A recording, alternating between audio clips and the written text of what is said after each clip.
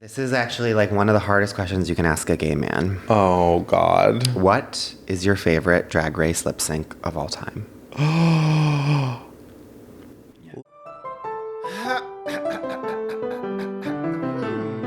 no. Missing. Greg? Missing. I thought this was a duet. Missing. Oh, so you're just going to sing all the parts? Those are not the right sounds. Can you hear me?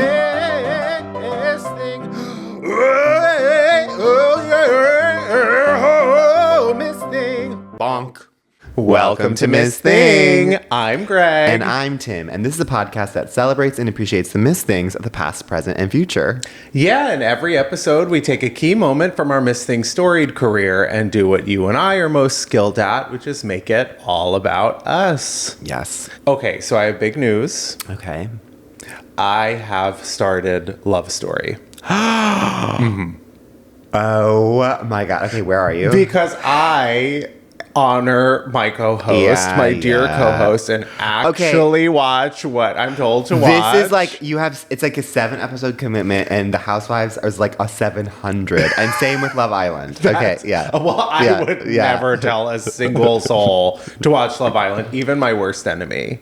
Yeah. I wouldn't wish that on anyone. Okay, so I have literally only watched the first episode. Okay. It is so good. Right. I was not willing to let it be a Dodd a third time on this podcast. Yeah. I mean, I gladly would have. It's so good. Isn't she just swooped down off that rooftop, well, just like you her said, hair always swooped say. down off that rooftop. Well, Sarah that's actually, Pigeon. I'm gonna give a spoiler to you, which is, it's a hair spoiler. Oh, which is no. The hair is all sort of rough and kinky and like curvy, And then it gets flattened as the relationship wears on. Yeah. I can see it coming. It's one of the most poetic hair stories of all time. Yeah. Well, that's the thing about the show that I'm loving so much is the layers.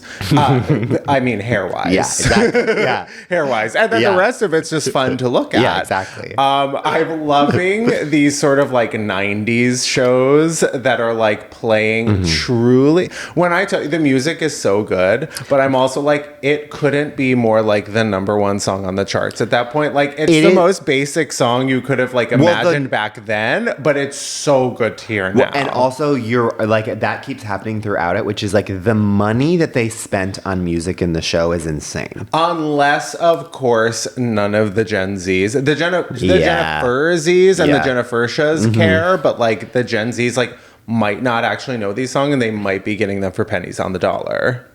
No, there is no. I mean, I think it's Ryan Murphy. That's that Ryan Murphy budget. Yeah, well, it's so good. I'm loving it. Again, one episode in, but I'm really looking forward to it. And you know it's good because like I watched the first episode and then I was like, I'm gonna stop and actually like wait for Vat, because he was not there when I started it. And that very first scene when like the plane is taking off and then it's like, and the hand and it like goes silent. He goes, wow. Yeah. And I remember I said, wow.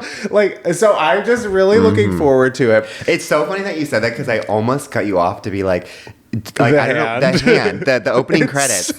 It's so. Why is it so like the hand of God? Like, it's the kiss of God. Yeah. It is but it is like truly, it's like too artistic, but it like really elevates the material. I think every so often, like you get a new opening credit sequence that just like changes the game, which is like, I remember being really fucking pissed when Grey's Anatomy took away that long opening credit sequence, and then it was just like Grey's, you know? Oh. And then after a while, every show just started doing like title card, and it was like to save time. Yeah. And now they're, okay, like, well, we still have to save time, but like, let's give you like a flash of art for 1 second. Right. And that's Love Story. That is so true. It's moving art. Yeah. It's AI. It's commedia dell'arte in a way. It's just what I imagine Bitcoin is, or what's the Bitcoin. Oh, not Bitcoin. Doge.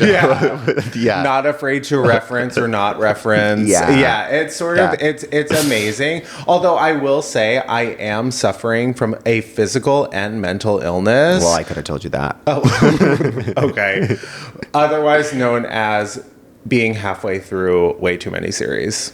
What other things are you watching? without telling me? Well, no, this is like I am sitting halfway through the first season of so many scripted television series that it is making me revert back to like reality all the time because it just goes down so easy. So I cannot get through Industry. Oh, right. I am perpetually 6 episodes into Industry. You also and the morning show. Where are we at? I'm getting there. Oh, okay. The morning show. Well, everything on Apple TV Plus. Everything on Apple TV. It is 6 episodes in, and it's like, where are we going with this? Like, I just don't know. So, yeah, I mean, there's Palm Royale. Oh, right. Which I have been working Is that my good? way. I've been meaning to.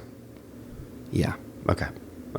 It exists, and it's it does feel like it's made for the gays, so that's why I want to watch it. Well, yeah, but Palm Royale. Okay, so I love it, and I'm watching it. It's beautiful to look at, and everyone involved. I love everything about it. It did just get canceled. I know, but I'm like, what is it? Like, I can't tell if it's funny. I can't tell if it's campy. I think it's getting into a more interesting space, but it is so fun to look at. So I am giving it my time. Mood and vibe. Yeah. What else? Foundation on Apple TV Plus. I'm just like, I can't move on with my life because I'm collecting so many scripted series. And then, of course, Morning Show, which I gave the full college try. I got through season 1. I was like barreling through it. You didn't like the end of season 1? No. I got all the way through season 1, and then I was like, well, it has to get better in season 2 because everyone says it gets better. Everyone says it gets better. Yeah. And now I am stuck in Italy. Wait, and Steve Carell? Where is Steve Carell? He's in Italy. Okay. And it's COVID, and I was like, when I tell you... But you know what? You can give up. You can give up.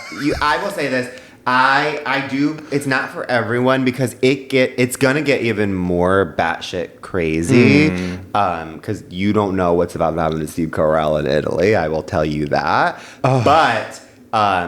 But if you aren't even like a little bit like I'm having fun in a bad sort of way, it is joyless to me. Yeah, then you can give up. Thank you. Yeah, I will give you that because I do think it's like it's made for certain people. Yeah, and maybe you're not one of them. I'm not one of them. Yeah. I need to release that into the wind. Yeah. Then can I tell you what happened? No, I won't do it. In case you do, but I really want to tell you what happens to Steve Carell in Italy. Well, doesn't it? I think there's something about like going off a bridge, right? Close. Very spoiler close. alert for the Gennifertias who may watch Morning Show. I wouldn't recommend it. Tim might. Yeah. What happens to Steve Carell? He drives off of a cliff. I did know that. Yeah. And then, of course, that makes space energetically for Reese Witherspoon to go to space, which I know about as well. She goes to space. Then you get John Hamm. You get like a lot of, The other thing speaking of Apple. Bradley Jackson as I live and breathe. I say that every time she comes on screen. So, and you haven't gotten to Marion Cotillard. I might keep going, but Italy has. You just need to watch it while you're on the Stairmaster at the gym. Yeah. That is where you watch the morning show. Well, I've tried COVID like it did in real life, slowed me down to a stop. Yeah. Okay, so you were going to say Apple TV. I was going to say, this is a weird phenomenon that's happening. And it's only happening with dads. Oh. And it is Every Dad Loves for All Mankind. This show, supposedly it's amazing. For once, it doesn't sound like it's Yellowstone. Like, it does feel like maybe we could be interested. Right. But then it's like sort of like it's every dad's favorite show in a way that like my dad doesn't love anything.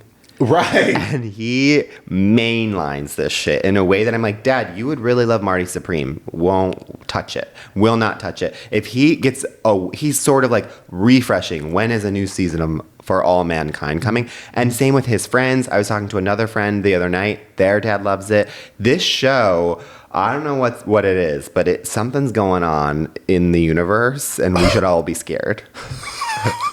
Who check on the dads in your lives. Yeah. Are they For All Mankind pilled? Yeah. Yeah. No, there is something. Maybe it's like it's their Stranger Things. It's dads Stranger Things. Yeah. For All Mankind is America's Dad's Stranger Things. Yeah. I think, it's like the nostalgia of like the space race or something. Because they were kids when it was happening. Yeah. And like they had actual things happening, like going to space and stuff. Wow. Yeah. That means I probably will not watch a frame. No. But I have heard good things. But it's one of those things where it's like in a way that with Yellowstone, no interest or any of the 87 offshoots of it, except for maybe the one with Michelle Pfeiffer. I just heard about that one. I might give that one a go. I think it's not in the same universe. I think it's just the same guy, right? Yeah, maybe. I mean, let's talk for a quick second. People need to go to only certain people's surgeons. And whoever Michelle Pfeiffer goes to, it's like, come on. Her, Kris Jenner, Lindsay Lohan. I will take her. I will take that surgeon. Yeah. And raise you Ali Larter's surgeon. Oh, wow. Yeah. Because that's another show that suddenly everyone's dad in the world was watching. Landman. What if it's Taylor Sheridan has the hookup? All the women on Taylor Sheridan world, he knows the surgeons. Oh my! That's why and Helen Mirren looks great, and that's why all of America's greatest actresses are desperate to work with Taylor Sheridan. It's such a conspiracy. It's like they just go on the show because they know they'll get the hookup. Well, what if he's the doctor? The doctor is in. Yeah, and it's Taylor Sheridan. Taylor Sheridan is we gotta get at Yellowstone. Oh my God! Someone get us to Taylor Sheridan. We need to go to 1823 or 83 or whatever year that show it takes place in. Yeah. To look absolutely snatched. Yeah. To get a full lower, upper bluff, whatever it is. If you gotta go to Dr. Sheridan. Yeah. Please hook us up. Yeah. We will go straight. We can do it. Oh, absolutely. Yeah, as the people in our comments, they think we're faking the gay. Exactly. Of course. Yeah, you put us on that show and you see how well we do. Yeah. Okay, I think it's time. Yeah. For Dod Mom Sauce, a.k.a. Doll of the Day, Mother of the Moment, Sister of the Second. Our first and most famous segment where we take a person, place, or thing that we are currently super obsessed with. Yes. And Tim, would you like to go first? I would. Okay. Okay, so this is something I'm surprised for for as much as we both love this show, we never really talk about it on the pod. But I have to say, it's been years since there's been a queen on Drag Race that I love. And she is my Dod Mom Sauce. My Dod Mom Sauce is Darlene Mitchell on this season of Drag Race. Thank you so much for saying that. That is so important to me. It is very important, and for the people who love Drag Race, it is something where I'm like, she is such a breath of fresh air. This show has 1 million seasons. Yes. And it is one of those things where after a while, there's like cookie cutter, like there's different versions of the same type of queens over and over and over again. And you know who's going to act like what and who's going to place where, and it starts to feel a little bit formulaic. Yeah, and it's like, and yet we still will watch it. Of course, but it's an event television, especially for the gays. And it was like it's the gays sports for all mankind. Yes, yes, absolutely, yeah. But Darlene Mitchell for me is like, we haven't seen her before. She is this like truly joyous queen, which I feel like for so long. I mean, also Drag Race is like the hardest show to be on. You have to be not only like a seamstress and a makeup artist, you have to be a stand-up comedian. Like, you have to literally know how to dance as well as like, you know, Madonna, J-Lo, all the greatest singers, dancers. Yeah. It is so... You need to, like, an angel investor, because you need to invest, like, billions of dollars into your outfits before you get there, not knowing whether or not you'll even get past, like, the third episode. And it's like every other show, it's like you only need to have one talent on that show. Of course, for the gays, it's like they have to have 16, you know? Right. And this... Darlene is just, and so as a result, so many of the queens are like so stressed, rightfully so. Yeah. And she is just someone who like she's just like the Okay, I'm gonna sound so old right now. She is the IJBOL queen. You know what I mean? I just burst out. I just burst out loud laughing. Never sound older in my life, but it's that. It's like she is always bursting out laughing. She has such a good perspective. Like even when she's like stressed, she's kind of like whatever, and she is like incredibly talented, but at the same time you can tell every single one of those girls loves her. Yeah. Like they just all want to like borrow like the crazy wackadoodle stuff that she's brought just like to have fun while she's there. Like everyone else is like, I need to have everything so that I'm perfect. And she's like, does anyone want a wig? Does anyone want to like walk around in the workroom and just like do a little wig off right now? Like it is so refreshing. And I think it's just so nice to watch a queen that genuinely loves herself, doesn't have to be told that by Rue a million times throughout the season, and is like wants it, but is also kind of like, I'm just here to like, because it's like such a great opportunity, but like is fine with who she is, like clearly has a full life outside of the show. Yes. And has so much confidence in herself and also in what she does. It is just like, I'm obsessed with her. I love her so much. She's there for the joy of the drag. Yes. I'm so glad you brought this to the podcast, because like in a show that is starting to feel like this cast is pretty good of Drag Race, but like the show is starting to show its age a little bit, and like a lot of the contestants are showing their references a little too openly. Or they're just being being the C-rate version of a queen that's already existed. Yeah, and I think it's interesting they keep calling Darlene like a bedroom queen. And she does bedroom drag, and I think like we need to get back to that. She's like her carrying in her cart. Like I love that so much, and they were all making fun of the wigs, but like she finds herself in the wig. She finds herself in the outfit. Like she can make anything work, and I think like that's the thing about drag. She's not like curating the idea and what it is. Like she puts on the wig and feels the fantasy, and that's what's so exciting about her. And her looks are so high fashion. They have not, maybe it's the edit, maybe now they're starting to give her a bit of a heroic edit, like as we get to the end of the season and be like, wait, maybe we weren't looking at her the whole time.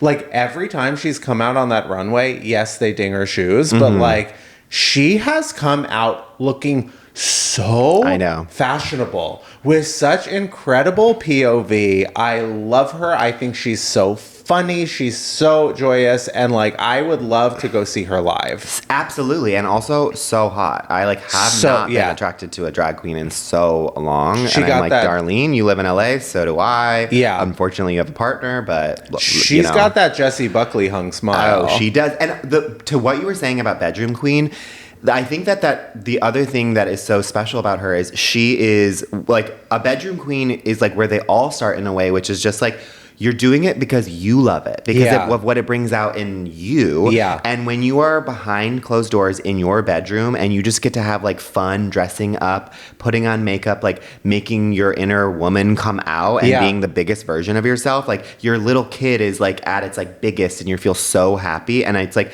that gets lost as you like go out into the world and you go to these clubs and then you start comparing yourself and you try to get the followers, and it feels like Darlene has really held on to that and protected it, and it's like, no, I'm doing it for what I started, which is like I do this in my bedroom for me, and you guys can come along if you want to or not. Okay, but this is making me think of a question. Oh, sure.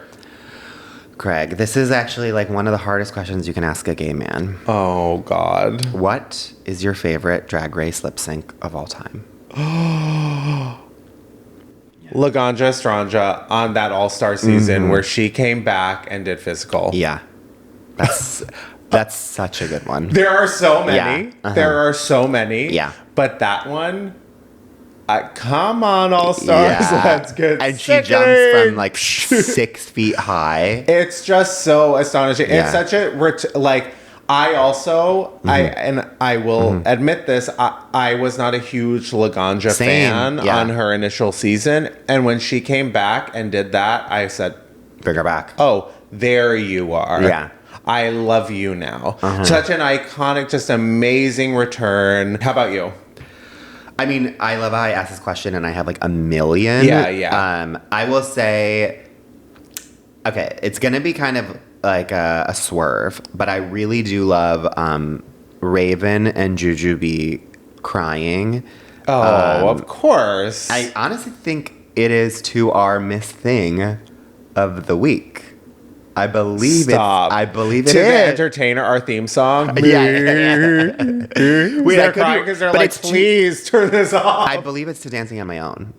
It is okay, so. Spoiler alert. I know it is literally so good. There are so many different ones that I could point out. Yeah. But that one I also feel like they have tried to replicate like the sad like girls crying. You know what I mean? Yeah. And that was just like so genuine. Well, and I both love those queens so much. It's the OG. It's like, it's often imitated, never duplicated. Exactly. Greg, what is your Dad Mom sauce? Well, I know we're a little delayed, but my Dad Mom sauce, never gonna stop being this Dad Mom sauce. Yeah. Barbra Streisand breaking out into song. Greg, at the In Memoriam. I literally, thank God, because I said honorary mention, this was almost mine. Have you ever seen anything more me? I literally, to make it about, make someone's death about yourself, couldn't, wow. The speech, the slow speech,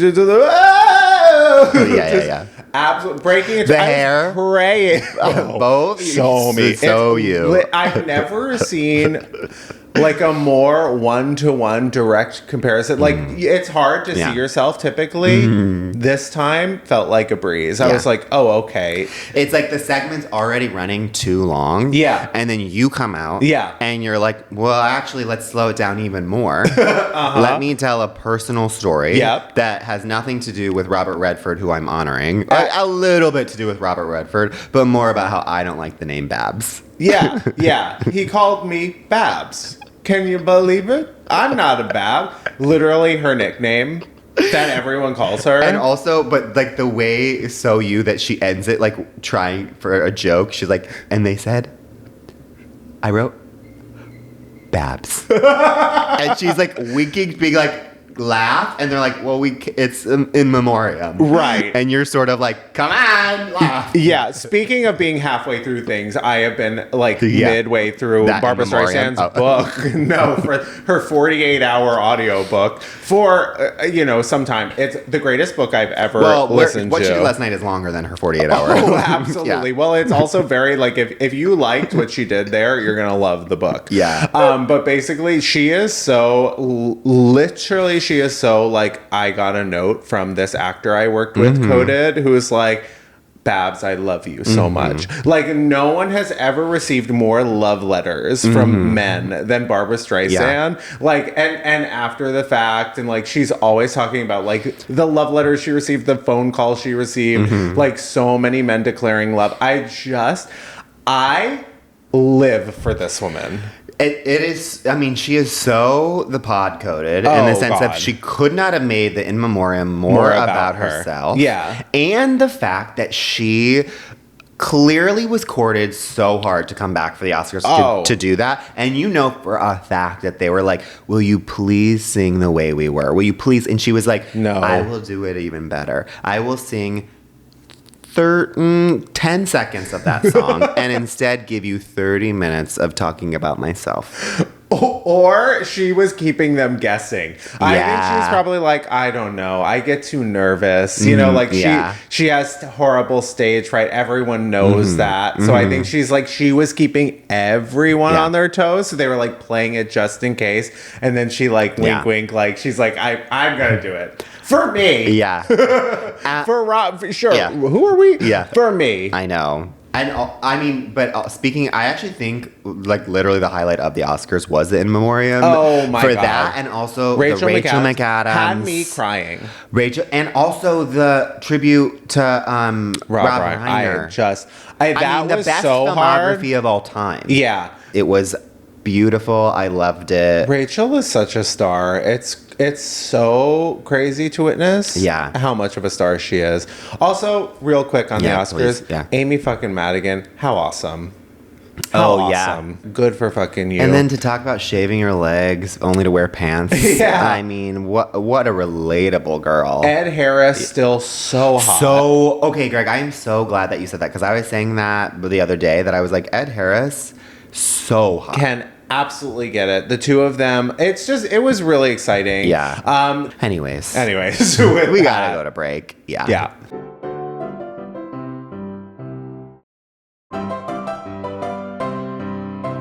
Blow my mind. We're back. Speaking of blow my mind, that really activated the spit on my lips. Tip of the tongue. Unique New York. Our Miss thing this week, we're going to get right into it, is Robyn. That's her new song, Blow My Mind. And she's blowing ours. She's coming back. Sexistential. Out this week. Yeah. The queen. The queen of all queens. I mean, where do we begin? This is the most influential artist alive for the gays right now. And not only that, and then eventually she always gets to the women. Yes. I think I've told this story in the pod, but Robyn I won a game at a party once, which is everyone had to go around and say one song that everyone in the party would agree is the one song that they would dance to. And everyone was going around saying different ones. I said Robyn, Dancing on My Own. And everyone agreed with me that it was the song that we could all get behind. Yeah. Because this woman knows how to make music that every single person on earth loves. You know? She has perfected the pop formula. I mean, she's a Swedish icon. You know, the Swedes are doing pop music unlike anyone else. Look at Zara Larsson. After years in the Kia asylum, here we are. I know. We're gonna have to do her as Miss Thing very soon. Thank God. I mean, thank God you're all catching up. The Swedes. We've been screaming. If a Swedish woman is doing pop, you better listen. Yeah. No, Robyn, listen, the albums. Body Talk is New York. It is Fire Island Pines, but it's also everywhere. I mean, Body Talk is actually, you got to put it in the pop pantheon as far as this is top 5 it should be top 5 for everyone who enjoys pop music. It's canon. It should be studied. It should be studied, and they should open a university for just even any song on Body Talk. They don't even need to do the whole album. I mean, just to rattle off some of the songs on Honey, it's Missing You. It's Honey. You know, Honey is one of my all-time favorites. I Love Ever Again, the album closer. I love Send to Robyn Immediately. Oh, right. Baby, forgive me. Yeah. Ooh, baby, forgive me. Remember that? So we've seen Robyn multiple times, including for the Honey tour. We're going to see her, obviously, with the Sexistential tour. But we went to go see the Honey tour. I saw her at the Palladium, but then she came around and did it again at the Forum, where Troye Sivan opened for her famously. I knew you were going to do this. No, I just sort of have to bring this to the podcast. Troye Sivan, famous artist, very good pop star in his own right. He performed to kind of a half-empty Forum, and he was like, "You guys, you don't understand. I watched this artist that's coming after me the other day. She's so good. You guys have to stay for her." And I really just thought that was such an interesting thing to say to a half-empty Forum. Yeah, and people who were going to see her. To say that, you have to see Robyn. Yeah. She's actually really good. Yeah. But and that's just a non sequitur. No, I was going to say that every time that Robyn comes up, this is what quickly follows in our friend group. Yeah. But also, you went to the Hollywood Bowl concert, right? Yes. And that was when I first moved to Los Angeles. Yeah. That was one of our first hangs, I think. Yeah. And Vat and I famously had a party at our apartment because we lived near the Hollywood Bowl, and every gay in Los Angeles came. That's where we met everyone we know.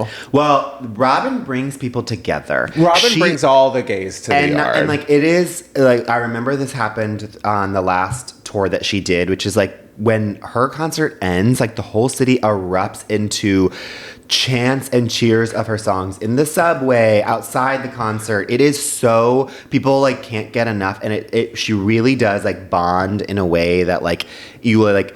It's like people don't think of her as being as big as Taylor Swift or something, the way that Taylor Swift people will like really sing their songs outside the stadium. And Robyn was the original. Oh, every single time. Like, yeah, you realize like Robyn played in a different city when all of a sudden like there's a video going viral on social media of like people in like a town square like, yeah, like in unison.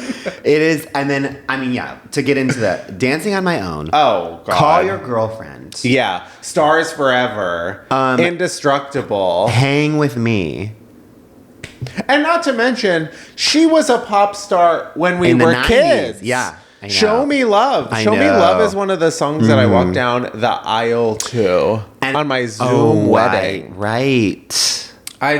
Robyn, she has been here before us, and she will be here after us. Mm-hmm. Just like a truly generational talent doesn't even begin. Her music is prayer. It's also like a lot of the people talk about like sad bops or like sad songs that you can dance to. No one comes close to Robyn. Every other pop star who tries to do a sad bop or like a upbeat song that's actually kind of sad when you think about it, no one comes even in the like shooting range of Robyn. Oh, completely. And then all these other pop stars dancing. Yeah. They're doing choreography.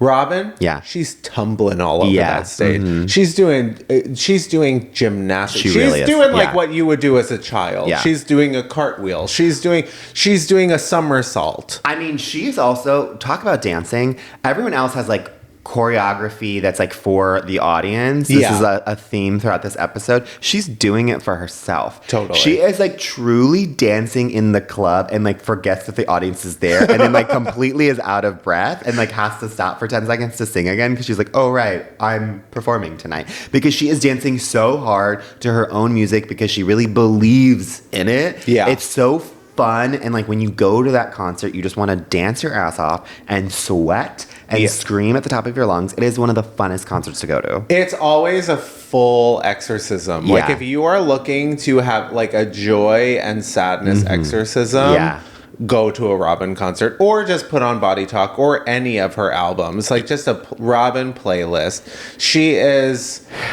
one for the record books. I don't even know what else to say. It's like she's so big. She's so big, and the new album, I'm so excited. I love that she like takes her time. Yep. She goes and lives her life. And then it's like, okay, I will be honest, I'm not a big fan of the song Existential. Yeah, well, you're not a big fan of the, like, I don't love sort when of, she's like, when she's just talking. Yeah. I don't like when she's talking. She's being so Baz Luhrmann, that one song, Everybody's Free to Wear Sunscreen. What's the one that you really love on Beach? I call it Beach 2K. I think it's Beach 2K20, but I call it Beach 2K. Well, and I was like, which is so, like, GTA. Like, it's very, like... that. So like, PTA. It's very PTA. It's very GTFO, and it's a little LMFAO. Yeah, I was just about to say, let's party rock anthem. And it's a little bit IJBOL.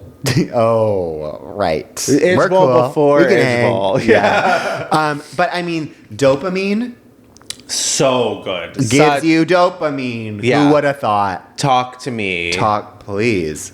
I want that to talk to me all night long. And of course, blow my mind. Yeah, this is a promising era. It feels like she's really having fun with it. Honey was a little bit more melancholic. I'm sure this one will have its elements too, but we are so excited to hear it. And if the Gennifertias have not fully, if you've only heard Dancing on My Own and Call Your Girlfriend, do yourself a favor and go into the discography of this pop titan. If only we could be you and live that for the first time, because also it is impossible to get sick of a Robyn song. No, Isn't that crazy? All these years later, like I have never once heard a Robyn song come on and go, can we skip it? Yeah.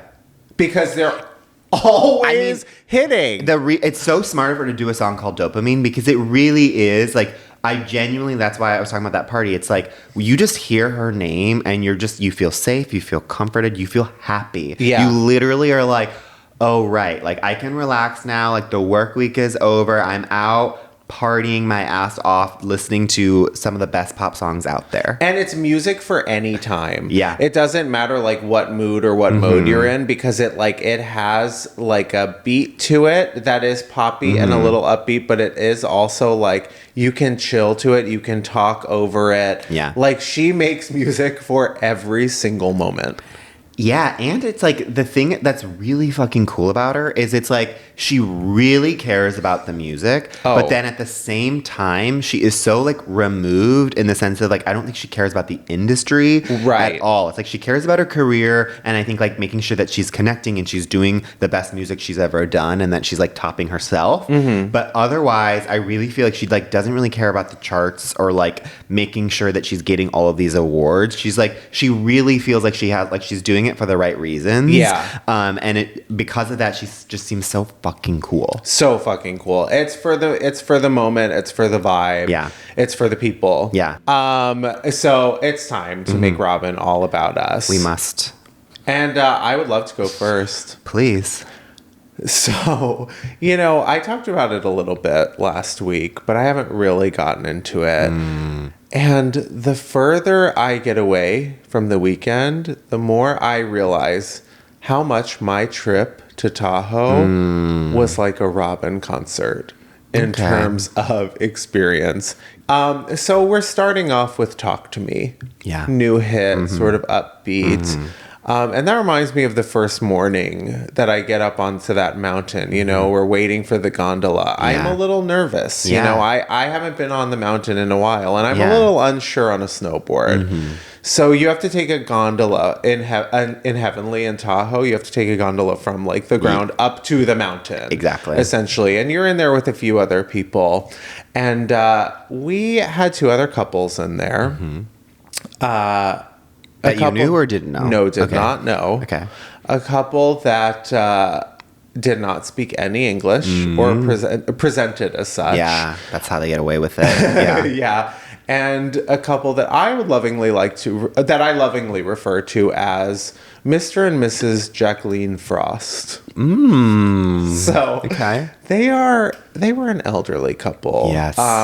Donned in like full ski wear, like their full outfits, like they've clearly like been there before.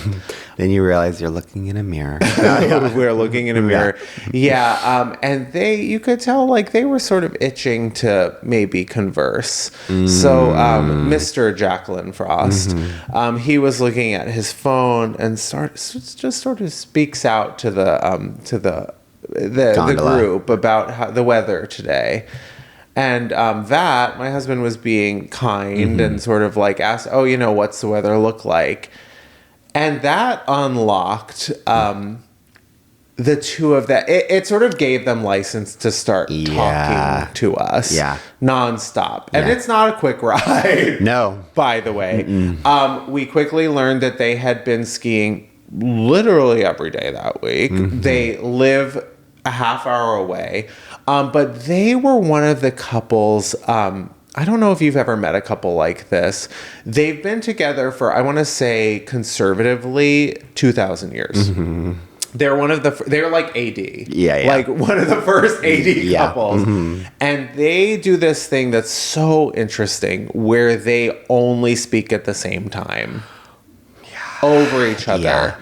And they're talking about and to each other, but like in circles about nothing because neither one of them are listening. Yeah. And they're talking about how windy it's going to be, how horrible the conditions are going to be. Great they're like, mindset. You're just getting here. These conditions are going to be awful. Good luck. The wind is going to whip you around. If you like ice, if you don't like having snow.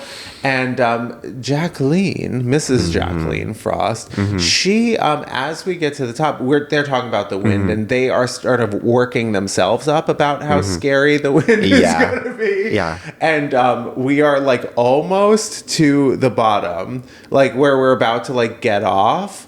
And the gondola stops. And she goes, oh no. Oh no. Oh no, this is not good. This is not good. After they've been talking our fucking ear off, stressing us out. This is not good. She looks out, she goes, we can jump. We can jump from here. We can jump from here. It's been 5 seconds. Yeah, of course. So again, it starts up not 10 seconds later. We're all like hair completely like pulled out of our heads. Sobbing. Yeah. And later that day, so we transition into Hang With Me. We're sitting at lunch, trying to eat, trying to like, catch up. We've done a few runs. Yeah. And we are essentially assaulted by two, I want to say frat boys. No. Who are like nearing their 30s. Yeah. But feel like they need everyone to pay attention to them and talk to them. There was a big game of Big Jenga. Oh, I've been there before, so I know. Yeah, so fun. Yeah. Love Big Jenga, but they were sort of I don't know about that, but sure, it'd be fun. Yeah. But they were sort of like screaming at everyone, Jenga, $5, no one should play with us, like cracking themselves up, completely obliterated, drunk. Yeah. So we started calling them the Jenga Boys. Yeah, of course. The Jenga Boys were coming. I don't know if they could come because they were very drunk. So drunk. Yeah. But no one was playing with them until at one point, a group of girls went up. Oh. Yeah. Yeah. And I was like, I don't know if there's anything for you there. Yeah. I don't know if it's the greatest look. Yeah. But I think they got roped in. Yeah. They saw, potentially an opportunity. Maybe these guys, I don't know. Yeah. I don't know. But they thought they might be worth talking to. Yeah. So they hung out for a while. At the end of the evening, down at the bottom of the mountain, the Jenga Boys showed back up. With the girls? The girls had gone home and changed, straightened their hair, put on... No, girls. Girls have some There respect. Was nothing for them there. Yeah. I hope. Do you think that they were together? Like that was a group traveling? You could only hope that maybe they knew him while they were sober. No, ultimately those girls came back. They talked to them a while longer. And then they left. Yeah, good for you. And the boys ultimately were left dancing on their own. Good. And honestly, that's like a really good thing for straight men to go through. Every straight guy needs to have multiple times of dancing on their own. They need to know what that feels like. They need to sit in it. Yeah. Kind of just like grow and evolve. And the only way they can do that, is to strike out a couple times and then be able to like sit in it and then be able to act better the next time. Well, ultimately, we were convinced that's what they wanted. And it was so Robyn concert, and they were coming to terms with their own sexuality. Yeah. Because it seemed as though they were just like really kind of wanting to kiss. Yeah. And be left to their own devices. Honestly, I feel like they're going to the Jenga Boys are opening for Robyn. And they're going to be like, we actually don't know who's playing after us, and don't stay. And then they're going to, you guys. Wow. Wow. Anyways, Tim, how do you make Robyn all about you? Well, there are some similarities between our stories. Which is Robyn makes me, we've already talked about how many songs of Robyn that I love. Yeah. But and I've already referenced it, there's one song of hers that I don't really love. And on the last album, Honey, Beach 2K 20? Maybe. I don't know. Beach 2K. I skip it. All love to you, Robyn, but it doesn't do it for me because it's more talky. There's this place on the beach.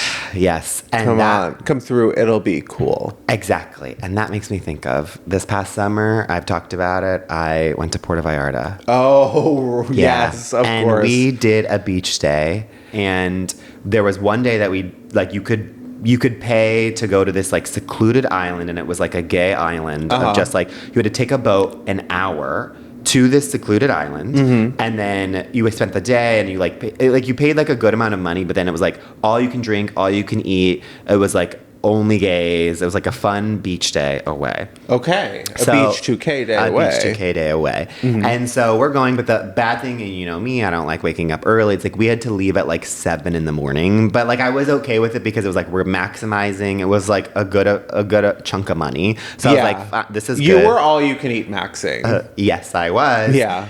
So we're going, we get on this boat. It's going to be an hour drive to the beach. And because of the way that like the small boat is, like when you sit with your friends and then the guide comes and like switches you, like, oh, like you have to sit on this side of the boat. You have to sit on this side of the boat for weight purposes. Sure. So I'm not sitting by my two friends because I get separated. And so I'm sitting next to this guy who is already obliterated at course. 7 in the morning. It is also, because it's 7 in the morning, it's still, and you're going so fast. It's like frigid. The wind is coming. I'm like freezing. He turns to me and he's like, let's take our shirts off. And I was like, oh, I'm good. Like, if anything, like I wanted to put a shawl. On, like a shawl. Yeah. I wanted like everything covering me. I was like, give me your shirt. I will put it on as well. Of course. And he's like, let's do a shot. And I was like, nah, I'm good. And then he was getting annoyed at me, and he was like, okay, no fun. And then was like, it was like lame. And I was like, I didn't have any time for it. And I was like, oh, you can say whatever, but like, I'm not taking a shot right now, and I'm not taking off my shirt. It is fucking frigid. Right. We are gonna get hypothermia. Yeah.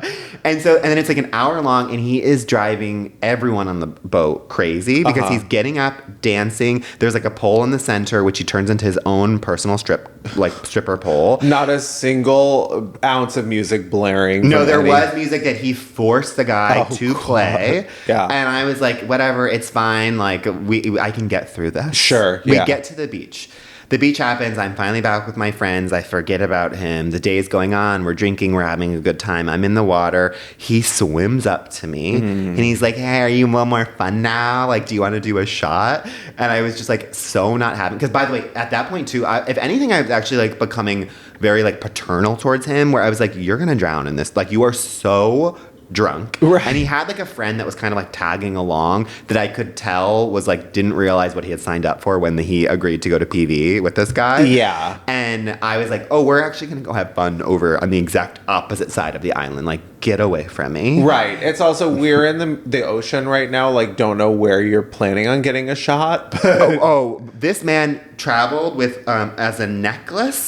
He had like a Bacardi thing that he would Bacardi. Love that. Yeah. And it was, and by the way, like, not sponsored by the way. And it was also like, there was this, again, because gays planning sometimes cannot be the greatest, where it was like, we had also, which I was really worried about, there was ceviche, which I was told by Adolfo, who is Mexican and has done this trip before, and like, no, and he was like, no, like, because I was always like, you think this is like good to eat? And he was like, yeah, this is fine. Oh, God. So I'm like I'm feeling a little something. I was like, really? Like, the ceviche was like out, you think it was good, and he's good. I was like, I don't really want to take some Bacardi right now because I'm worried about the ceviche. Right. You know? But it might help, you know, it the might alcohol. Kill, it might kill, but I was already like, I don't know if I want that coming up. I don't know. Maybe use it as a dip. yeah. Bacardi to dip. Kill all the bacteria. So anyways, the day goes on. I'm like, it's like whatever, 4:00. I am so tired from the sun. So much sun, so much drinking, barely any water, too much ceviche. We're back on the boat. As soon as we get on the boat, it's like so like rocky and wobbly, and I'm like, okay, I don't know if I'm like seasick, if it's the ceviche, if I'm hungover. I need to get to land. And then, of course, and I was like, at least I have my two friends. Then, of course, they do the separation again. And I'm on the other side of the boat. And you come back on the same boat with the same people. So then this fucking guy comes and he literally asks people to move so he can sit next to me. And as soon as he sits next to me, he needs to get it as a assigned seat. Yeah, literally. Yeah. In that moment, and it was a 45-minute boat ride back, I literally realized, like, oh no, you are sick. Like, the exact same moment he sat down, it is related, I was like, oh no, I'm going to shit my brains out. Oh, God. And you're prairie dogging it. I was literally like, oh my God, we're already taking off. Like, there's nothing to do. I just have to clench for 45 minutes. And then literally he's like, oh, that's a shot. And I was like, no. And then he looks at me and he's like, you're not feeling all right, are you? And I was like, no. And I was hoping like, oh, he's actually like, for once, it's like clicked and he can have some sort of self-awareness. And I was like, I'm not, he's like, okay, I'll let you be. He turns to his friend, talks for 10 seconds, turns right back to me and he goes, let's do a shot. And I was like, and then I was like, no. And he goes, you're not feeling all right, are you? I was like, no. Turns back to his friend, talks to his friend, turns back to me and goes, let's do a shot. And I was like, are you kidding me? I was like, this man is blackout. He will not stop asking me. We get back to the thing. I don't even wait for it like to dock. Like I literally like they're trying to rope it to the dock and I just jump off. I tell like my two friends, I was like, I'll let you know later. Like I just run as quickly as I can back. But I'm like that, you know, that run that you're doing when you're, but I was like, I don't even have time to tell them what's happening because I am not going to make it. March of the Penguins. As I'm running, I'm like thinking I'm hearing footsteps and I'm thinking it's Adolfo and Ben being like, oh, we got to catch up to him. Yeah, let's make sure let's make sure he's okay. Tim. Yeah. So then we like get to a light because it was like running. It's a couple blocks away to the apartment. I stop, turn around, thinking it's my friends. It's the guy. It's the guy, and he's like, "Where you gone to?" And I was like, his friend completely gone. Yeah, completely gone. Left and he was like, him. And I kid you not, if you guys think I'm joking, he says to me, "Do you want to do a shot?" And I was like, "What?" And so then I literally look at him. He's I will Gilly. never forget it. Yeah, he's Gilly. I turn. The beach is still like we were just getting off of the beach. I turn, and I didn't think this would work. And this is my advice to all the Gennifertias. I turn. I go, look, beach. He turns around and he goes, oh, beach. He just starts walking because we were just got off of the boardwalk. Then goes, as soon as he touches the sand, he just sits, plops down, falls over, and just like, I don't know if he passes out. At that moment, I see his friend spots him, and I'm like, thank God. I run. And then I do not leave the bathroom for 2 full days. Yeah. But my lesson to all the Gennifertias, if you ever are on a boat with a madman, or you can't get rid of them, just start pointing at shiny things. Point them to shore. Yeah, exactly. And they will hopefully leave you alone. Yeah, maybe put on the beach 2K20. Yeah, because then that'll really clear certain rooms. Yeah, exactly. With that, it's time for a break. Yeah.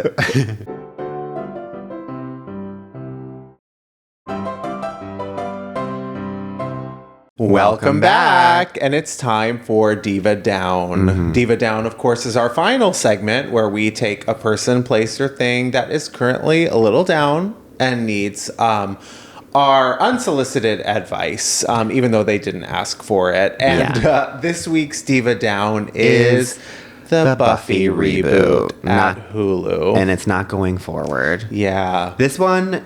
As you guys know, Buffy is the TV show that started it all, and not in a different way. In the original quite way. Literally, yes, the show for me, that is the reason why I am who I am. Mm-hmm. And so I could not have been more excited for this reboot. Mm-hmm. So it is such a bummer that it's not going forward. That is sad. I was really looking forward to seeing it. Especially with such a talented director. Yeah, Chloe Zhao, the director of Hamnet, is apparently a huge Buffy fan and took on the material. Don't know what happened. It sounded like there were rumors that like maybe they were going to retool it. Yeah. I could imagine it was probably very expensive. So she also, Chloe Zhao did Nomadland. She also did Eternals. And what I have heard is that she just might not have been the right director because she is a very distinct type of director. She's very like ethereal and all about like nature and very kind of like subtle. And like Buffy is very like punchy and action packed and like in your face. And so it might have She doesn't need like dirt under her nails. Yeah. I think it might have been maybe like she is an incredible director, but maybe they didn't pair well together. Yeah, which sort of was the not to discount any of her work, but that sort of seemed to be the main gripe with Eternals. Yeah. Like that it didn't necessarily fit into the Marvel experience properly. Yeah. I mean, amazingly gifted director. But it didn't necessarily maybe seem like a great fit to begin with. But it was exciting because it was like, oh, like someone who is clearly so talented is maybe going to take, because to be real, While I was excited, I was very nervous and cautiously optimistic because I actually don't want you to ruin a perfect show for me. Completely. And so I was like, don't bring it back if it's not going to be great. But if it is still Sarah Michelle Gellar and it's a really great director, then like you've caught my eye and I'm excited. Yeah. But to cut to my advice, I actually think if literally Hulu, who has nothing but like it's a huge IP for them. Sure. 20th Century Fox, like this is something that they obviously want to reboot because like everyone just wants to reboot everything. Yeah. And so it's like all they want is money. So it must have meant that it was really not good. Yeah. If they are not wanting to cash off of this, then it means like it's not good. And so then for me, I'm kind of like, actually, I agree with it. My advice is literally like, leave it alone. Yeah. Do not bring it back. If literally Chloe can't do it. Right. And I don't want to see a bad version. So people are asking me how I'm doing about it because they know that I would be sad. And I was like, honestly, I'm fine with it because I don't want to see a crappy reboot.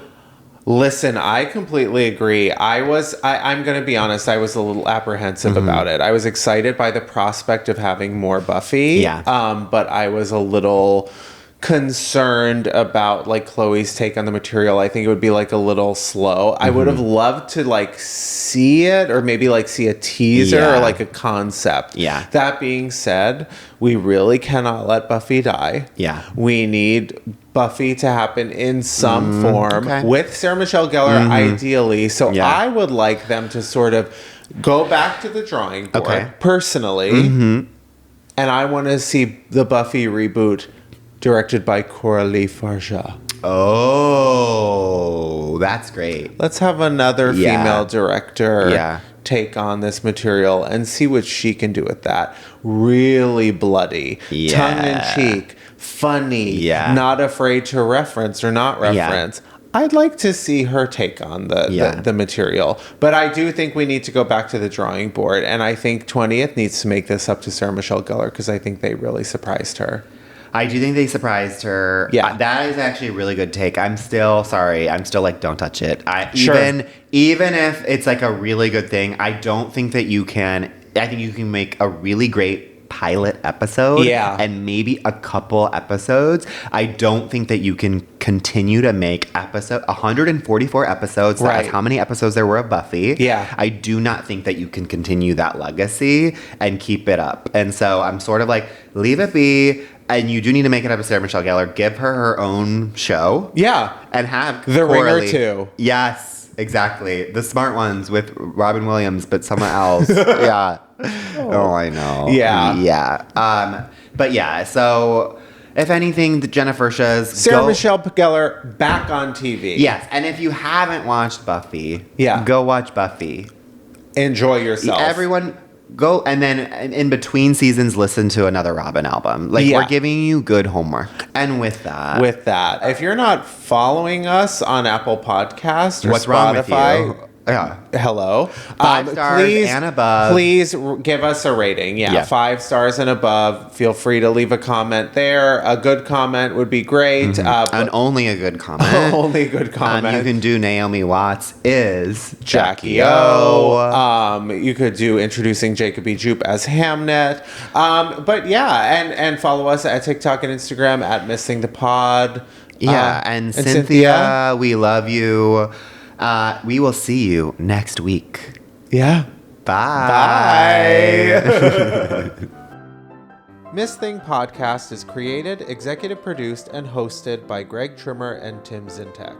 It's produced and edited by Benji Simons, with cover art and additional creative support by Claude Zines. Follow us on TikTok and Instagram at Miss Thing the Pod. New episodes drop every Tuesday. Watch on YouTube or listen on Spotify, Apple Podcasts, or wherever you get your podcasts. Please subscribe, rate, and review, but only raves. Strictly 5 stars and above. Follow Greg at Greg Trimmer and Tim at Tim_Zintek on all social media. BONK!